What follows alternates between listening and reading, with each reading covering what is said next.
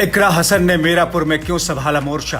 अखिलेश ने इकरा हसन को क्यों दी जिम्मेदारी? असल वजह आ गई सामने। यशिका की राजनीति को तोड़ने के लिए अखिलेश ने इकरा हसन को दी जिम्मेदारी। मीरापुर की जनता किस पर करेगी विश्वास? कौन है यशिका चौहान, जिनकी राजनीति के साथ चंद्रशेखर आजाद ने कर दिया खेल? तो आरएलडी चीफ जयंत चौधरी को होने लगी टेंशन। ताल्लुक है क्योंकि आपका क्षेत्र वो खुशनसीब क्षेत्र है जिसे मेरे वालिद साहब ने अपने अंतिम वक्त में उन्होंने यहाँ की पैरवी करी। मैं तब भी आऊंगी जब चुनाव होगा, उस दौरान भी आना होगा, लेकिन अभी से मैं आपको पहले ही रिजर्व करके जा रही हूँ कि आप लोग सब आने वाले उपचुनाव में समाजवादी गठबंधन का साथ दे, प्रत्याशी कोई भी हो, कि जब मौका आएगा तो यहाँ से हमारे राष्ट्रीय अध्यक्ष अखिलेश यादव जी के हाथों को आपको मजबूत करना है। तो 27 के लिए आप लोग अभी से मेहनत में जुट जाइए। मीरापुर से इकरा हसन का एक वीडियो वायरल हो रहा था जिसमें वो कहती नजर आ रही थी मीरापुर से उनका गहरा नाता है, उनके पिता का लगाव रहा है। इकरा फिर ये कहती हैं अखिलेश की राजनीति को मजबूत करने के लिए सपा के संभावित उम्मीदवार के लिए आपसे पहले ही आपके वोट मैं रिजर्व करने की अपील करती हूं।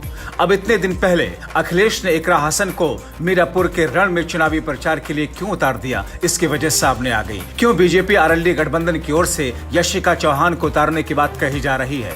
यशिका चौहान बिजनौर से आरएलडी सांसद चंदन चौहान की पत्नी है।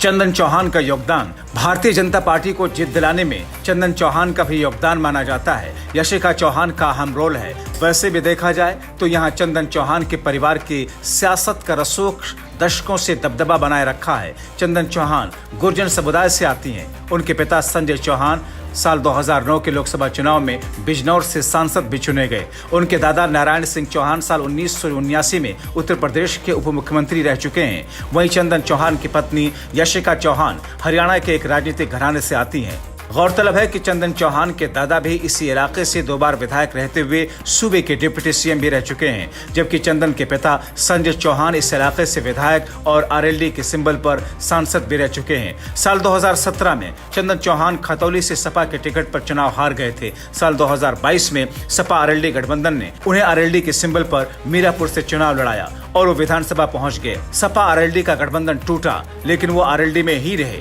यहाँ तक कि विधानसभा चुनाव के दौरान उनकी पत्नी यशिका चौहान को चुनाव लड़ाए जाने की चर्चा शुरू हो गई थी, लेकिन ऐन वक्त पर विधायक को ही टिकट दिया गया।